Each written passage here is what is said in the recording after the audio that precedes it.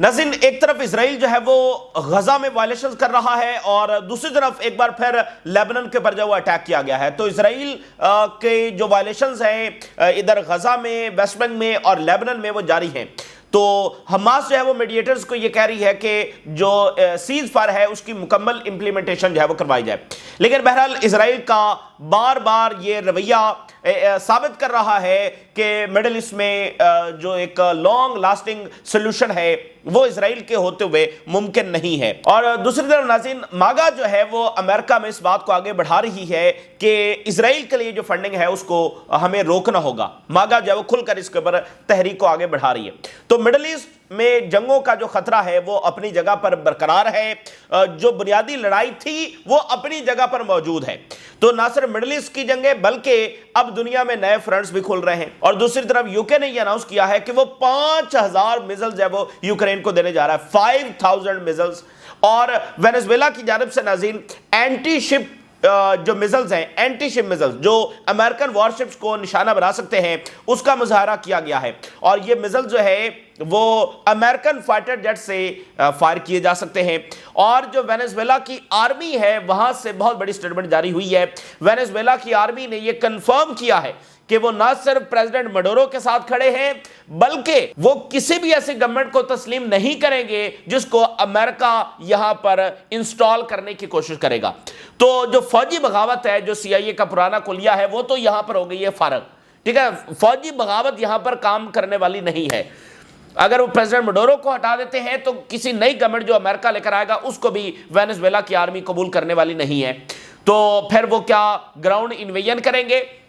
تو ground invasion کریں گے تو ایکسپرٹس یہ کہہ رہے ہیں کہ امریکہ کو بہت سرپرائز کیپیبلٹیز کا سامنا کرنا پڑ سکتا ہے. یعنی آن پیپر تو طاقت کا کوئی کمپیریزن نہیں ہے امریکہ اور وینزویلا کی، لیکن ویتنام بھی تو ہے نا، ویتنام میں بھی تو امریکہ گیا تھا. تو سرپرائز جو کیپیبلٹیز ہیں اس کا سامنا امریکہ کو کرنا پڑ سکتا ہے اور بالکل اپوزٹ ریزلٹس. اور یہ جنگ جو ہے وہ اس ڈکلائننگ امپائر کے لیے ایک ڈیزاسٹر بھی ثابت ہو سکتی ہے. اور جو ان کی کیلکولیشن ہے اس کے بالکل الٹ نتائج بھی نکل سکتے ہیں. تو ایک یہ بات ہو گئی. لیکن اس کے ساتھ ساتھ ناظرین آپ دیکھیے کہ جو بڑے امپائرز ہوتے ہیں ان کا ایک مسئلہ ہوتا ہے اور وہ یہ ہوتا ہے کہ انہیں مسلسل جنگوں میں رہنا ہے. بڑے امپائرز کو چلانے کے لیے بڑی آرمی چاہیے. اب جب آپ نے بڑی آرمی بنا لی ہے تو آپ اس کو بٹھا کے تو نہیں رکھیں گے. وہ بڑی آرمی جو ہے وہ مسلسل جنگوں میں رہے گی. مسلسل جنگوں میں رہنے کی وجہ سے وہ امپائر جو ہے وہ ڈیمیج ہوتا رہے گا. لیکن جنگیں کرنی بھی اس لیے ہیں کہ وہ جنگوں میں جائیں گے تو وہاں سے وسائل لوٹ کر لائیں گے، کہیں سے سونا اٹھا کر لائیں گے، کہیں سے اور ویلتھ اٹھا کر لائیں گے. تو جو وار آن ٹیرر ہے، وار آن ٹیرر کے نام کے اوپر امریکہ نے بہت سارے ملکوں سے سونا نکالا ہے، بہت سارے ان کے ریسورسز جو وہ نکالے ہیں. آج بھی وہاں پر امریکنز بیٹھے ہوئے ہیں اور یہی کچھ وہاں سے نکال رہے ہیں. تو اب ان کو یہاں کی ویلتھ چاہیے، وینزویلا کا گولڈ چاہیے، یہاں کے ریسورسز اور یہاں کی ویلتھ جو ہے وہ چاہیے. تو یہ ایک سائیکل ہے کہ بڑی آرمی اور اس نے مسلسل جنگوں میں رہنا ہے اور مسلسل جنگیں اس امپائر کو جب نقصان پہنچا رہے ہوتے ہیں. یہ سائیکل جو ہے وہ ماضی کی بہت ساری امپائرز کو کولیپس کر چکا ہے اور اس امپائر کی بھی یہ سب سے بڑی خرابی اس وقت ثابت ہو رہی ہے. لیکن بہرحال ناظرین ایک نیا چیپٹر امریکن اینڈلیس وارز کا شروع ہونے جا رہا ہے. یعنی اگر آپ نوٹ کریں تو پچھلے 20 سال وار آن ٹیرر، پچھلے 20 سال جو ہے وہ وار آن ٹیرر کے نام ہوئے. تو آپ کو پچھلے 2-3 سال میں امریکن فوج کا گیپ نظر آ رہا ہے. جیسے ریسٹ نہیں کروایا جاتا تو پچھلے 2-3 سال میں گیپ نظر آ رہا ہے. یعنی فوجیں موجود ہیں، اڈے ہیں، لیکن اس طرح کی کوئی ایکٹیو انویژن کہیں نہیں ہوئی. تو یہ وار آن ڈرگز جو ہے یہ لیٹن امریکہ میں اس پورے ریجن میں، جیسے مڈل ایسٹ یہ پورا ریجن جو ہے یہاں پر آپ نے دیکھا جنگیں. تو یہ جو لیٹن امریکہ ہے، ساؤتھ امریکہ، اس پورے ریجن میں وار آن ڈرگز جو ہے یعنی اگلے 20 سال کی جنگیں اس کا ایک نیا چیپٹر جو ہے یہاں پر ہمیں شروع ہوتا ہوا نظر آ رہا ہے. اچھا اب دیکھیے کہ لیبنن کے پر اسرائیل نے سٹرائک کی ہے. اسرائیلی ڈرون اٹیکس کار ان صدرن لیبنن. 7 اسرائیلی فوجیں جو ہیں وہ سیریا میں گھسی ہیں. صدرن سیریا میں اسرائیلی فوجوں نے مزید ایڈوانس کیا ہے. 7 غزہ میں وائلیشن کی ہے. غزہ میں بمباری، لیبنن میں بمباری کی ہے، شہادتیں ہوئی ہیں. سیریا میں مزید ایڈوانسمنٹ کی ہے. تو یہ اینٹی جو ہے بار بار اپنے اقدامات سے ثابت کرتی ہے، جس کو مڈل ایسٹ کے ممالک ذرا آنکھیں بند کرنا چاہتے ہیں اس ریالٹی سے، لیکن ریالٹی یہ ہے کہ اس اینٹی کا وجود ہی وائلنس ہے، اس اینٹی کے ساتھ امن قائم نہیں ہو سکتا، اور اس اینٹی نے اب اتنا ثابت کر دیا کہ اس کا ایک دن بھی بمباری کے بغیر سروائیول نہیں ہے، اور نتنیاہو کا ایک بھی دن بمباری کے بغیر سروائیول نہیں ہے۔ تو مصر نے کہا ہے، مصر کو فلسطینی ریزسٹنس نے کہا، مصر یہ کہہ رہا ہے کہ فل امپلیمنٹیشن ہونی چاہیے غزہ کے ایگریمنٹ کی، ٹھیک ہے نا، بمباری وہاں پر ہو رہی ہے، وائلیشن ہو رہی ہے، تو یہ ریجن کے اوپر سب سے بڑا سوالیہ نشان ہے کہ وہ دو ٹوک انداز میں اسرائیل سے امپلیمنٹیشن کروانے میں فیل ہے، بالکل فیل ہے۔ اور ایران نے یہ کہا ہے کہ آئی سی جے کی رولنگ آنے کے بعد جب یہ ثابت ہو گیا ہے کہ وار کرائمز ہوئے ہیں تو پھر ویسٹرن جو امپیونٹی ہے اسرائیل کے لیے وہ ختم ہونی چاہیے۔ Iran calls for end to the western impunity for Israel after ICJ ruling۔ تو ایران پر تو جھٹ سے سینکشنز لگ جاتی ہیں، کولمبیا کے صدر پر بھی لگ گئیں، نکولس مڈورو کے پر بھی لگ گئیں، پیوٹن کے پر بھی سینکشنز ہیں، کم جونگ ان کے پر بھی سینکشنز ہیں، لیکن نتنیاہو کے پر کوئی سینکشنز نہیں ہیں۔ تو ویسٹرن جو ڈبل سٹینڈرڈز ہیں وہ غزہ نے بہت زیادہ جب ایکسپوز کیے ہیں، اور نتنیاہو سے پوچھا گیا ہے کہ ویسٹ بینک کے انیکسیشن کی امریکنز نے مخالفت کی ہے، تو اس نے کہا اس سے کوئی فرق نہیں پڑتا کیونکہ اسرائیل ایک انڈیپینڈنٹ کنٹری ہے، یہ ہمیشہ سے ایک پراکسی تھا اور ہمیشہ ایک پراکسی رہے گا۔ اب آپ دیکھیے سٹیو بینن، یہ بہت بڑی شخصیت ہے ماگا کی، انہوں نے کہا کہ اسرائیل کا جو گریٹر اسرائیل پروجیکٹ ہے وہ فارغ ہو چکا ہے، اور انہوں نے کہا کہ اسرائیل کا جو ایکسپینشن ڈریم ہے یہ سیز فائر کو کولیپس کرے گا، یہ کامیاب نہیں ہوگا لیکن جو ایکسپینشن ڈریم ہے یہ سیز فائر کو کولیپس کرے گا۔ سٹیو بینن یہ بات کر رہے ہیں۔ The greater Israel project of Netanyahu blew up in his face۔ تو یہ انہوں نے بات کی ہے کہ ایک تو سیز فائر کولیپس ہو سکتا ہے چونکہ جو اسرائیل کے ارادے ہیں، لیکن جو گریٹر اسرائیل پروجیکٹ ہے یہ فارغ ہو چکا ہے۔ تو امریکہ میں اب یہ جو ماگا کے لوگ ہیں، پہلی بار امریکہ کے اندر اس طرح کی وائسز جو ہے وہ سامنے آ رہی ہیں۔ دو انالیسز میں آپ کے سامنے رکھتا ہوں، مڈل ایسٹ، ساؤتھ امریکہ اور دنیا کے حالات کو سمجھنے کے لیے، ایمپائر کو سمجھنے کے لیے۔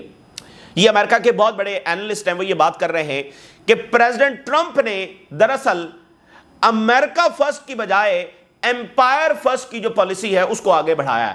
امریکہ فرسٹ کی پالیسی کو وہ آگے نہیں بڑھا رہا بلکہ ایمپائر فرسٹ کی جو پالیسی ہے، یہ دونوں چیزیں ایک نہیں ہیں، یعنی ایمپائر فرسٹ کچھ اور ہے اور امریکہ فرسٹ کچھ اور ہے، یہ وہ اینالسٹ بات کر رہے ہیں۔ ایمپائر فرسٹ کا مطلب یہ ہے کہ اینڈلیس وارز کے اندر رہنا، نہ ختم ہونے والی جنگوں کے اندر رہنا، جس کا کوئی تعلق امریکہ کے فائدے کے ساتھ نہیں ہے، اچھا جی، جس میں وہ جو بڑے اسلحہ بنانے والی کمپنیز ہیں اور ڈیپ سٹیٹ ہے اور بڑی کارپوریشنز ہیں وہی اس سے جب وہ فائدہ اٹھاتے ہیں، اور یہ جو جنگوں کا نیا سلسلہ ٹرمپ شروع کرنے جا رہے ہیں، that is trying to keep the idea alive، اس بات کو، اس مقصد کو زندہ رکھنا ہے کہ اس پلانٹ کے ایک ایک انچ پر امریکہ کی جو فیڈرل گورنمنٹ ہے اس کا کنٹرول ہوگا۔ یعنی ٹرمپ جیسا بندہ جو امریکہ فرسٹ کا نعرہ لگا کر آیا ہے، جنگوں کو ختم کرنے کا نعرہ لگا کر آیا ہے، اگر وہ بھی ایک نئی جنگوں میں انگیج ہونے جا رہا ہے تو دراصل یہ اسی پالیسی کو آگے بڑھانا ہے، اور وہ پالیسی یہ ہے کہ اس پلانٹ کے ایک ایک انچ پر امریکن جو فیڈرل گورنمنٹ ہے اس کا کنٹرول ہوگا۔ اور انہوں نے کہا کہ کیا ہم امریکہ فرسٹ کو لاگو کر سکتے ہیں بیفور ٹوٹل بینکرپٹنسی؟ اس راستے کے اوپر امریکہ کا مکمل دیوالیہ نکلنے جا رہا ہے۔ تو سوال یہ ہے کہ کیا ٹرمپ اس پرومس پر واپس آ سکتے ہیں جو پرومس انہوں نے توڑ دیا؟ یہ امریکن اینالسٹ بات کر رہے ہیں۔ دوسری بات آپ یہ دیکھیے، یہ ایک بڑے رشین اینالسٹ جو ہے وہ بات کر رہے ہیں رشین میڈیا کے اوپر، وہ کہہ رہے ہیں کہ وہ جو امریکہ تھا، جو 1991 کا امریکہ تھا، 1991 کا، جب سوویت یونین کولیپس ہوتا ہے اور وہ یونی پولر ورلڈ کے طور پر سامنے آتا ہے، اینڈ آف ہسٹری ہو گیا ہے، اینڈ آف ہسٹری ہو گیا ہے کہ دنیا میں کوئی اب طاقت بچی ہی نہیں ہے اور نہ کسی طاقت کا دوبارہ رائز ہوگا، امریکہ ہی امریکہ ہے۔ اب وہ صورتحال ایگزسٹ نہیں کر رہی ہے۔ The US is in serious trouble, but the mental capacity to understand and adapt to the change in these circumstances is not there۔ امریکہ اب اس بات کو ماننے کے لیے تیار نہیں ہے، لیکن دنیا کی ریالٹی بدل چکی ہے، اور اس کا ثبوت ہے یوکرین میں ان کی شکست، اس کا ثبوت ہے چائنا کا کھڑے ہونا ان کی ٹریڈ وار کے سامنے، غزہ میں ان کا فیلئر، ایران کے خلاف ان کا فیلئر، وینزویلا کے ان کے خلاف کھڑے ہونا، یہ سارا اس کی ہیجمونک ورلڈ کا खात्मे का सबूत है, लेकिन वो इस, जैसे फाइनेंशियल टाइम ने कल लिखा कि ट्रंप ने टैरिफ को ओवर एस्टिमेट किया, उसको लगा कि वो टैरिफ लगाएगा और सब ढेर हो जाएंगे, ऐसा नहीं हुआ। तो वो हेजेमोनिक स्टेटस खत्म हो रहा है, लेकिन अमेरिकन उसको मानने के लिए तैयार नहीं है। और उन्होंने कहा कि जब हम ट्रेड की बात कर रहे हैं और वो हमारे पर सैंक्शन लगा रहे हैं, the US needs Russia far more than Russia needs the US. ये अमेरिकन को समझने की जरूरत है कि रशिया से ज्यादा अमेरिका को रशिया की जरूरत है। यानी ऐसा नहीं कि रशिया के ऊपर सैंक्शन लगा के ये रशिया का रास्ता रोक सकते हैं, असल में अमेरिकन को रशियन की जरूरत है। तो ये वो स्टेटस अब बाकी नहीं रहा। तो ये दो सिनेरियोज हैं जो मैंने आपके सामने रखे हैं मौजूदा तनाजुर में। अब वेनेजुएला की आर्मी का एक बड़ा अहम तरीन स्टेटमेंट जारी हुआ है। वेनेजुएला की आर्मी ने कहा है कि हम एक तो सदर के साथ खड़े हैं, दूसरा हम कोई भी ऐसी गवर्नमेंट जिसको वाशिंगटन यहां पर इंस्टॉल करने की कोशिश करेगा उसको हम नहीं मानेंगे। The Venezuelan army confirms that it will not allow the establishment of the government subservient to the Americans. जो अमेरिका की कठपुतली होगी उसको हम कबूल नहीं करेंगे। ये बहुत ही बड़ी बात है। देखिए, जो अमूमी CIA की प्लेबुक है वो यही है, फौजी बगावत करवाना या फिर अपोजिशन, ठीक है ना, वो आ गई या फौजी, ज्यादातर फौजी बगावतें हुई हैं। तो अगर यहां पर फौज खड़ी हो गई है हुकूमत के साथ, और ना सिर्फ इस हुकूमत के साथ बल्कि किसी के, कोई भी गवर्नमेंट उनको कबूल नहीं है, तो ये वाला ऑप्शन तो गया, फिर हमला होगा। लेकिन अगर हमला होगा तो एक्सपर्ट्स ये कह रहे हैं इसमें बहुत सरप्राइज भी अमेरिका को फेस करना पड़ सकता है, चूंकि जो वेनेजुएला की कैपेबिलिटीज हैं वो काफी ज्यादा डेटनेस रखती हैं। मिसाल के तौर पे उनके पास रशियन मेड फाइटर जेट्स हैं, और इन फाइटर जेट्स ने आज एंटी शिप जो रशिया ही के दिए हुए मिसाइल हैं उनका मुजाहरा किया है। ये अमेरिकन वॉरशिप्स को निशाना बनाने की सलाहियत रखते हैं। तो अगर कुछ ऐसा वैसा हो गया तो फिर क्या होगा, ठीक है ना।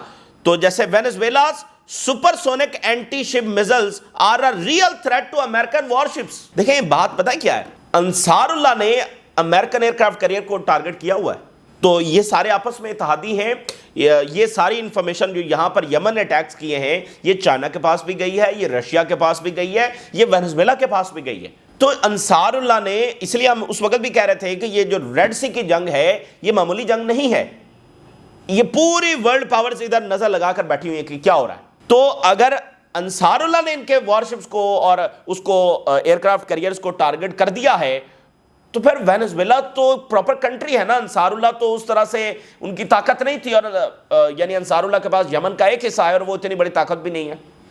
तो ये तो वेनेजुएला जिनके पास डायरेक्ट रशियन वेपन्स हैं, बहुत बड़ी आर्मी है, जंगजू हैं, और उनके पास फाइटर जेट्स हैं, ठीक है ना, टैंक्स हैं, तो ये काफ़ी ज़्यादा डेटनेस वो दे सकते हैं। और ये अमेरिका के लिए एक और वियतनाम साबित हो सकता है। इसलिए अमेरिका जो है वो अभी तक हेजिडेंट है अपनी फौजियां उतारने में, और वो दूसरे तरीके तलाश कर रहा है फौजी बगावत करवा के कोई इस तरह का कुछ करके। तो अगर ये प्रेसिडेंट मडूरो को असैसिनेट भी कर देते हैं तो भी इनको वेनेजुएला का कंट्रोल नहीं मिलने वाला है, क्योंकि आर्मी ने कह दिया कि हम किसी हुकूमत को नहीं मानेंगे।